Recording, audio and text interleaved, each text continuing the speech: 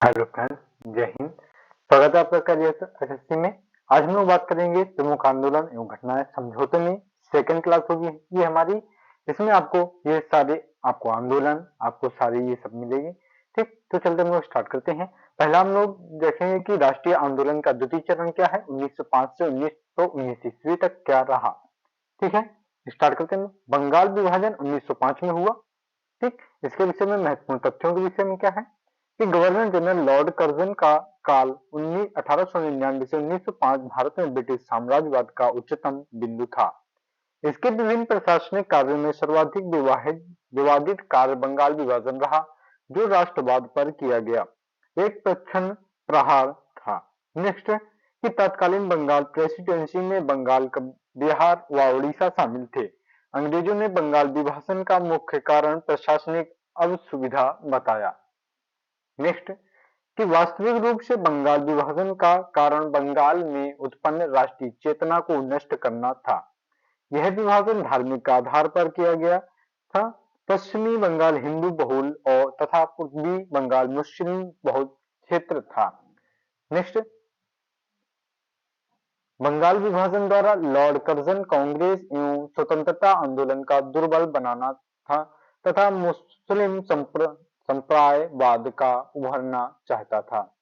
Next, 19 जुलाई 1905, कुछ स्रोतों में 20 जुलाई भी दिया गया है, को बंगाल विभाजन की घोषणा हुई। नेक्स्ट, 7 अगस्त 1905 को कलकत्ता के टाउन हॉल में संपन्न एक बैठक में बंगाल विभाजन के विरोध में स्वदेशी आंदोलन की घोषणा हुई तथा बहिष्कार प्रस्ताव पारित किया गया। नेक्स्ट, 16 अक्टूबर 1905 से बंगाल विभाजन की घोषणा प्रभावी हो गई। पूरा बंगाल पूर्वी तथा पश्चिमी बंगाल में बंट गए। पूर्वी बंगाल और असम को मिलाकर एक नया प्रांत बनाया गया, जिसमें राजशाही, चटगांव व ढाका आदि सम्मिलित थे तथा दूसरे भाग में पश्चिमी बंगाल, बिहार व उड़ीसा शामिल थे। कर्जन ने ढाका को मुस्लिम बहुल प्रांत पूर्वी बंगाल की राजधानी बनाया। नेक्स्ट, 16 अक्टूबर 1905 को दिन समूचे बंगाल में शोक दिवस के रूप में मनाया गया। लोगों ने उपवास रखे, वंदे मातरम तथा अन्य देशभक्ति गीत गाए, एक दूसरे को राखी बांधी। नेक्स्ट, कांग्रेस ने 1905 के बनारस अधिवेशन में स्वदेशी तथा बहिष्कार आंदोलन का अनुमोदन किया। नेक्स्ट, बंगाल विभाजन के समय बंगाल का lieutenant governor sir Andrew Fraser था। नेक्स्ट, नोट कि ब्रिटिश पत्रकार हेनरी वुड नेविसन 1856 से 1941 में स्वदेशी आंदोलन के दौरान भारत की यात्रा की। उन्होंने 1908 में the new spirit in India नामक पुस्तक भी प्रकाशित की।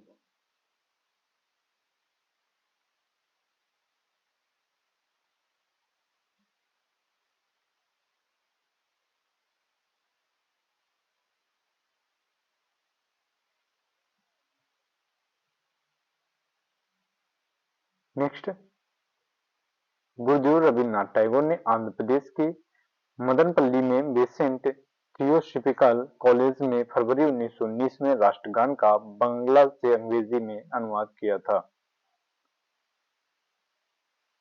नेक्स्ट, बात करें दिल्ली दरबार का आयोजन 1911 में हुआ। ये दिल्ली दरबार क्या है?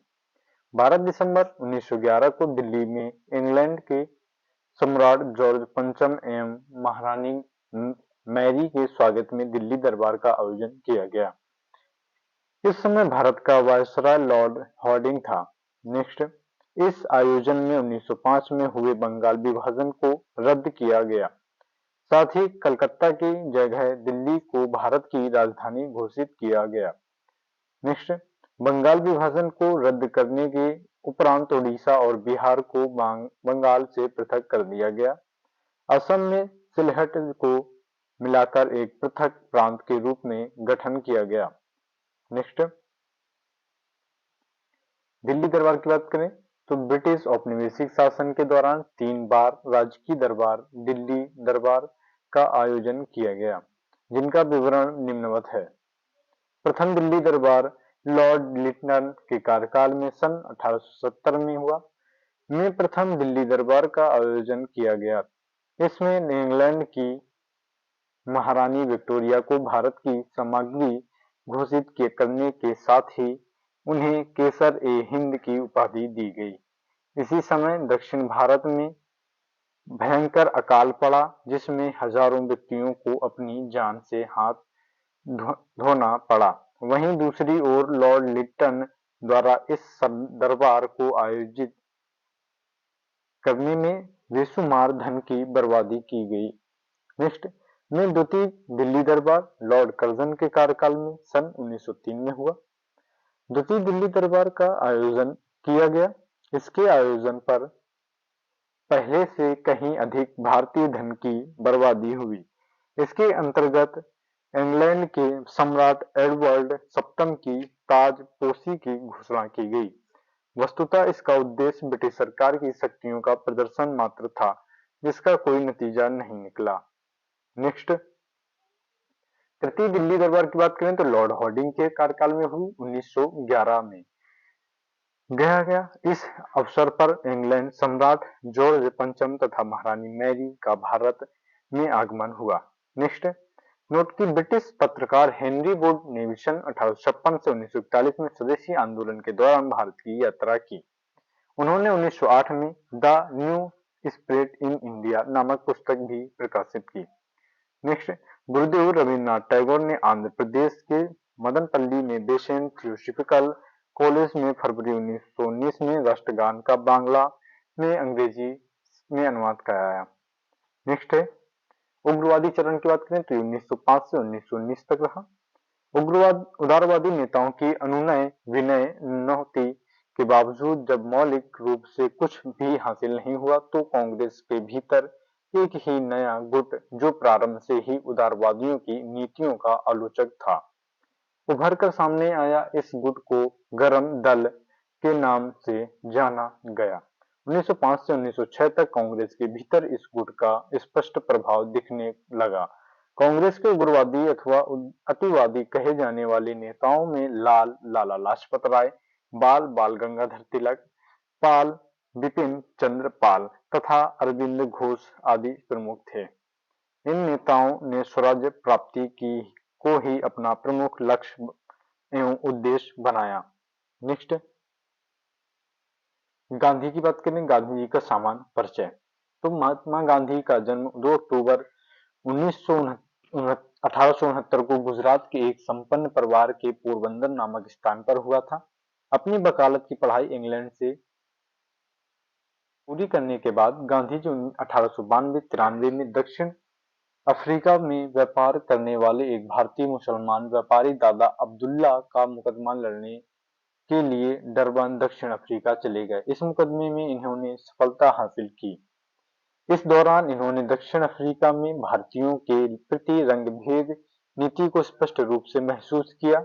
वहां प्रत्येक भारतीय को पंजीकरण प्रमाण पत्र लेना और यह प्रमाण पत्र हर समय अपने पास रखना आवश्यक था। गांधी जी ने इस संबंध में एशियाटिक रजिस्ट्रेशन एक्ट का विरोध किया। नेक्स्ट 1894 में गांधी जी ने दक्षिण अफ्रीका में नाटाल इंडियन कॉन्फ्रेंस की स्थापना की। रंगभेद की नीति के विरुद्ध आंदोलन भी शुरू किया। अपने सहयोगी जर्मन शिल्पकार कॉर्नेल वाघ की मदद से लॉर्ड स्टॉय फॉर्म की स्थापना की। वहां रहकर उन्होंने दक्षिण अफ्रीका में इंडियन ओपिनियन अखबार का प्रकाशन किया तथा 1904 में फिनिक्स आश्रम की स्थापना की। मन सुखलाल हीरालाल नजर इंडियन ओपिनियन पत्रिका के प्रथम संपादक थे। नेक्स्ट उन्होंने प्रयासों व आंदोलन के कारण दक्षिण अफ्रीका सरकार द्वारा सन 1914 में अधिकांश रंगभेद कानूनों को रद्द कर दिया। नेक्स्ट उग्रवादी चरण है। 1909 में पश्चिमी मूल्यों की आलोचना करते हुए हिंद स्वराज नामक पुस्तक लिखी, जिसमें सभी क्षेत्रों में आत्मनिर्भर बनने की सलाह दी गई। गांधी जी ने इस पुस्तक में ब्रिटिश संसद को बांझ एवं वेश्या की तरह बताया। नेक्स्ट विदित है कि डरबन ने प्रेटोरिया जाते समय गांधी जी को अपमानित किया गया और यहीं से उन्हें भारतीयों के नेतृत्व की प्रेरणा मिली थी।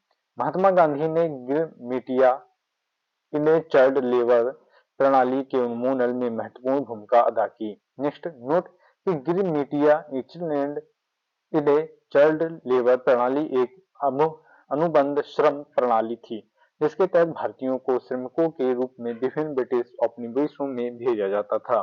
गौरतलब है कि ब्रिटिश साम्राज्य का विस्तार दक्षिण अमेरिका, एशिया और अफ्रीका था, जहां उन्हें नए श्रमिकों की आवश्यकता थी, किंतु 1807 में ही ब्रिटेन में दास व्यापार को अमान्य घोषित कर समाप्त कर दिया गया था।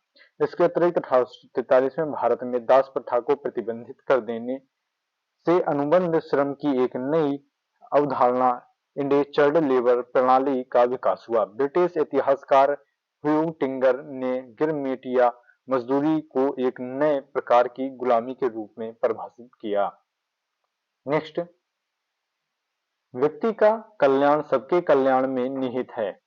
इस वाक्यांश ने गांधी जी को अत्यधिक प्रभावित किया। गौरतलब है कि यह वाक्यांश जॉन रस्किन की पुस्तक अनूटे दिस लास्ट का है। गांधी जी की कुछ गहन धारणाएं इस पुस्तक में प्रतिबिंबित हैं। इस पुस्तक के प्रभावाधीन होकर ही गांधी जी ने सर्वोदय जैसी अवधारणा का प्रकाश किया। नेक्स्ट, सर्वोदय का आशय सभी प्रकार से उत्थान या कल्याण से है। गांधी जी सभी व्यक्तियों के श्रम करने पर बल देते थे। वे आर्थिक न्याय हेतु ट्रस्टीशिप के सिद्धांत का अनुसरण करते थे। नेक्स्ट, गांधी जी थोड़ा से इस विचार से सहमत हैं कि सर्वोत्तम सरकार वह है जो सबसे कम शासन करती है।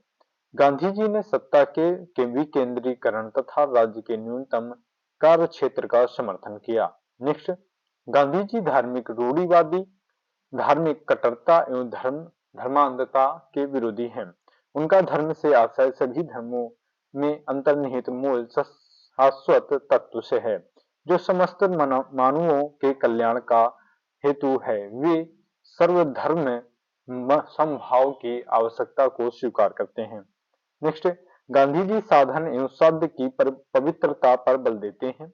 उनके अनुसार साधन एवं साध्य में अवियोज्य संबंध है। इसी तरह से वे अहिंसा को परिभाषित करते हुए कहते हैं कि मन, वचन और कर्म से किसी का अमंगल न होने देना ही अहिंसा है। नेक्स्ट, बात करें गांधी जी का भारत आगमन। जनवरी 1915 में गांधी जी दक्षिण अफ्रीका से वापस भारत लौटे। यहाँ गोपाल कृष्ण गोखले के विचारों से ये सर्वाधिक प्रभावित हुए और कालांतर में गोखले को गांधी जी ने अपना राजनीतिक गुरु मान लिया। नेक्स्ट, गांधी जी जिस समय भारत में आए उस समय प्रथम विश्व युद्ध चल रहा था।